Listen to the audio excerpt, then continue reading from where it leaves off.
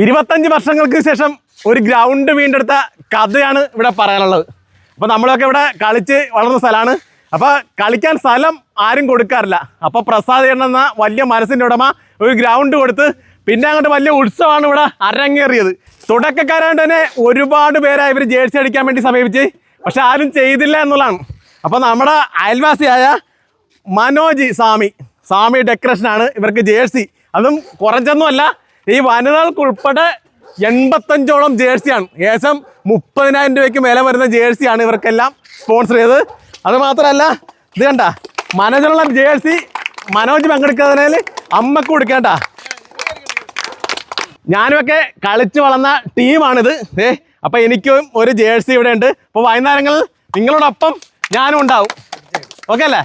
ഈ ഒരു കളിസ്ഥലം കുട്ടിയിലൂടെ വലിയ മാറ്റമാണ് ഈ പ്രദേശാകമനം ഉണ്ടായിരിക്കുന്നത്. അവിടെ ഇവിടെയൊക്കെ മൂലക്കിരുന്ന കുട്ടികളെല്ലാം കൂടെ ഒരു കുടക്കീഴിൽ അണിചേർന്നു എന്നുള്ളതാണ്. അത് മാത്രമല്ല, വർഷങ്ങൾക്ക് ശേഷം MCC എന്നുള്ള ക്ലബ്ബ് ചതയ ദിനത്തിലെ വലിയ ഗംഭീരമായ ഓണപ്പരിപാടികൾ ഉൾപ്പെടെ നടത്തുന്നുണ്ട്. അപ്പൊ ഇന്ന് നേരെ ഒരു ഗെയിം കൂടെ കൊണ്ട് ഇവിടെ അവസാനിപ്പിക്കാം കേട്ടാ. മത്സരത്തിലെ വിജയികൾക്ക് സമ്മാനം കൊടുക്കേണ്ട.